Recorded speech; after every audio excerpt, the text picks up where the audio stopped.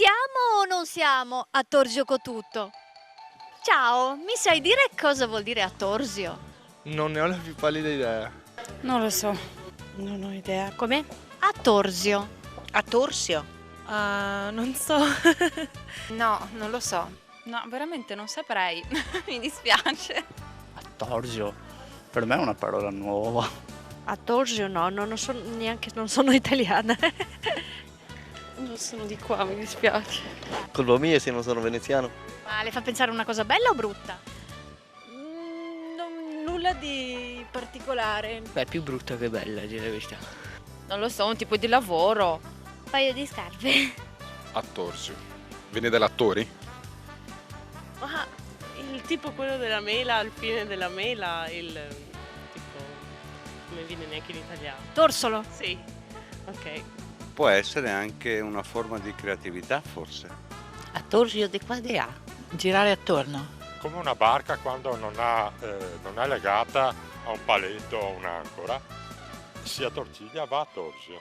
A Torsio è una barca che si perde in laguna, che praticamente viene alla deriva, lasciata così, che vada da sola. Senza essere ancorato, andare a pesca a torsion, per esempio, vuol dire che la barca segue la corrente e uno pesca.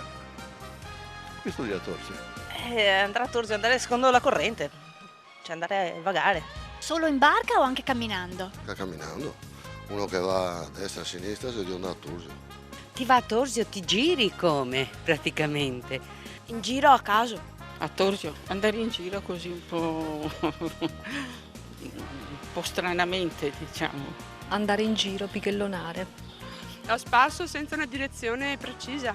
Andare per caso, andare così, a casaccio, senza nessuna meta.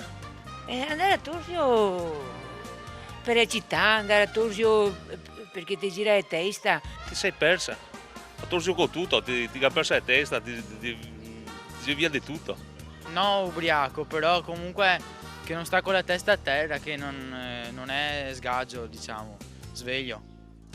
Capita spesso di smarrire la dritta via e allora iniziamo a muoverci a caso di qua e di là, insomma a girare a vuoto e magari anche con l'ansia di perderci.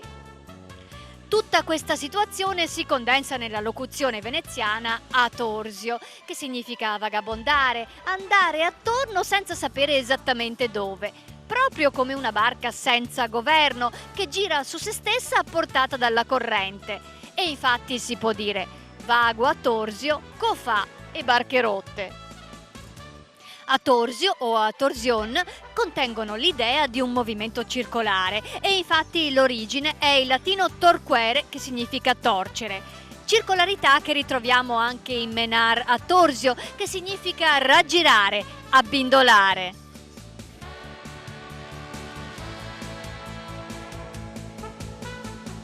A Torsio poi si va anche con la capoccia, il che equivale a confondersi, a dimenticarsi, a dare leggeri segni di squilibrio. Else a Torsio col domine patri è fuori di testa.